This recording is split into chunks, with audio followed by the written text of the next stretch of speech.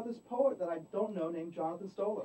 Actually, he's someone that I've known for a really, really long time. He's a very close friend of mine. He actually is also my manager.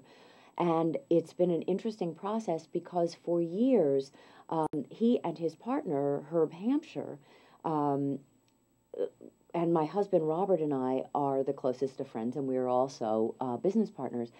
And I have a collection of poems of his that he has either written to Herb for a special occasion, a birthday, an anniversary, birthdays to my husband Robert, myself. So we have this huge collection of his poems, and we've all sort of tried to keep up in his stead, so we all write each other poems. So I have what I could put together as a book of all the poems that we've written to each other. Now, of course, Jonathan is the best of all of us.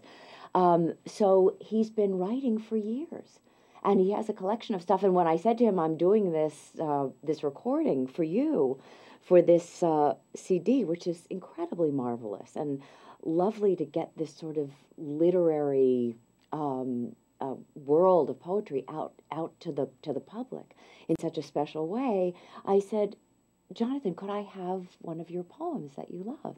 And so he sent me a few, and I read you a couple of them, and so it was just something that I knew I wanted to do, and was right, and that I've been loving him through all these years, and his artistry. So I'm really happy to put it out there. Tell me about your relationship to poetry, because you suggested another important, famous poem, and I can tell that under the characters that we know you from television, there's a poetry reader under there. Yes, there's a major poetry reader. I have been for a long time. When I went to a girls' private school, and I had wonderful English teachers. And poems to me are very dramatic. Poems to me are very actable.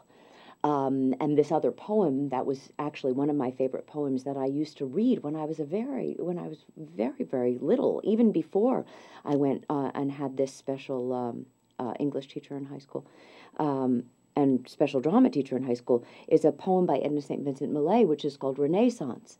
And part of it I have committed to memory just because of the nature of it, and it was so moving to me. And the same with poems like Emily Dickinson.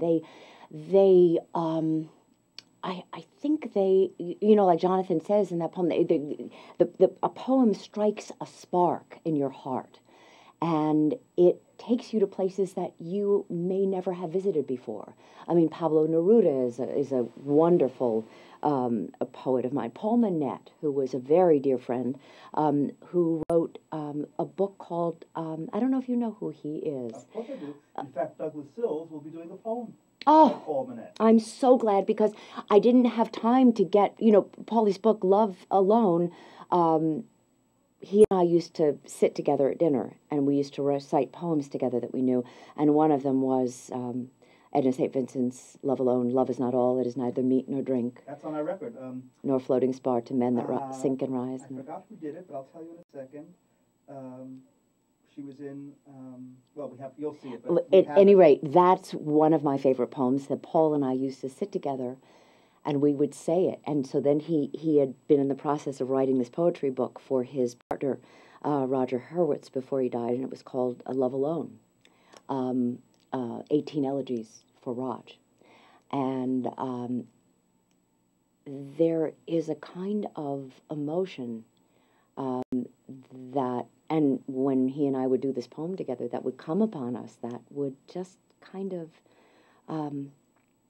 it's one of those kind of, and I don't want to sound sort of woo-woo about this, but it was a kind of communion, a kind of mystical connection that we had, and we both knew it by heart, and so we would both say it, and then he wrote another book of poems. I don't know if you know that, but he was a very, very dear friend. So it's just been one of those things. I remember I would when I was a little girl, I would sit. My grandfather, I just remembered this, gave me a wonderful book of poems, and I would sit on his lap, and he read me this one poem, and I cannot for the life of me remember it. It was about dropping a pebble in a